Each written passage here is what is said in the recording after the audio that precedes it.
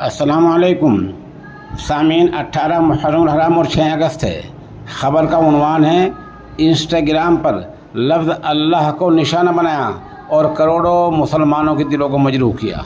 ख़बर तफसील से सुनिए। मामला हरियाणा का है। हरियाणा के ज़िला यमुनानगर के थाना छछरौली में आज मुस्लिम समाज के लोग इकट्ठे हुए, जैसे कि आप तस्वीर में देख रहे हैं, और एतराज़ दर्ज करा कि इंस्टाग्राम पर विराज जाट नामी शख्स ने लफ्ज़ अल्लाह को लेकर गलत तबसरा किया है, बेजा बातें कही हैं। इससे अहले इस्लाम के क़ुलूब और दिल मजरूह हुए हैं। साथ ही इन लोगों ने मुलज़िम के खिलाफ सख्त कार्रवाई का मुतालबा किया। इस दौरान भीम आर्मी के ज़िला सदर कमल बराड़ भी साथ रहे। जांच अफसर ईश्वर चंद को तहरीरी शिकायत दी गई है। लोगों का कहना है कि 30 जुलाई को पुलिस को शिकायत की गई थी, लेकिन पुलिस ने इस मामले में कोई तसल्लीबख्श कार्रवाई नहीं की। अब लोगों ने पुलिस को 3 दिन का वक्त, यानी 72 घंटे वक्त दिया है।